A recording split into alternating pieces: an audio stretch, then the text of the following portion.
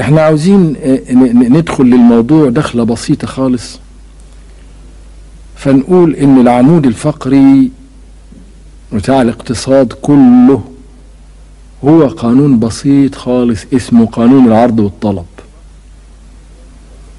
الندرة والوفرة.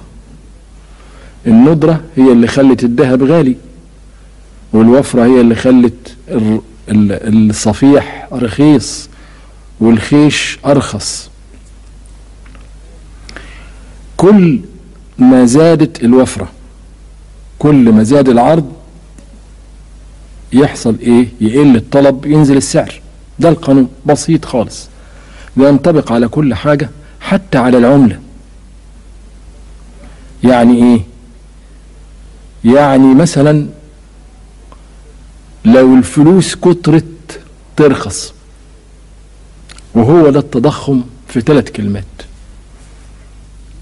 التضخم في 3 كلمات يعني الفلوس كترت ورخصت بناء على القانون الأزلي والسنة الكونية في الاقتصاد اللي اسمها العرض والطلب.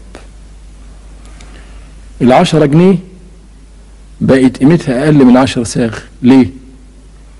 لأن الفلوس كترت وبالمقابل ما زادش الإنتاج، إنما زي ما هو محدود قليل. فكانت النتيجة إيه؟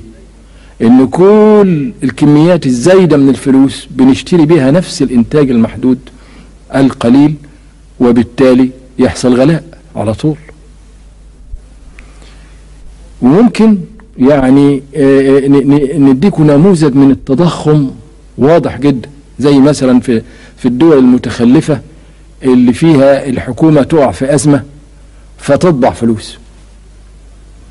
طبعا دي عملية تزوير وعملية غش لما تطبع فلوس من غير مقابل من الإنتاج.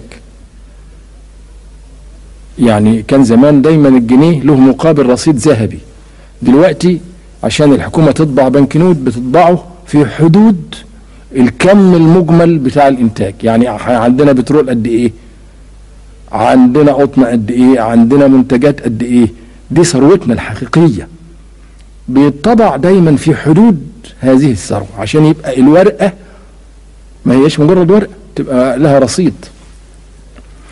لكن في الدول المنهارة ممكن يجي حاكم بكل بساطة يواجه أزمة بأنه له لا عارف يستلف ولا يجيب قروض ولا يبقى فيه إنتاج ولا في روح طابع اطبع يا عم، بصرف النظر عن ثروة البلد إيه وإنتاجها إيه، وتكون النتيجة إن الفلوس تكتر بدون أي مقابل ولا في إنتاج ولا في أي حاجة. فممكن توصل الحكاية إن يبقى الجنيه ثمنه ثمن الورق اللي مطبوع عليه خلاص، وده هو الإفلاس الكامل بقى. بتبقى دي حكومة انهارت وتنتهي بسقوط النظام كله. ده نموذج يعني اللي هو الساذج جدا من التضخم، نموذج مفضوح.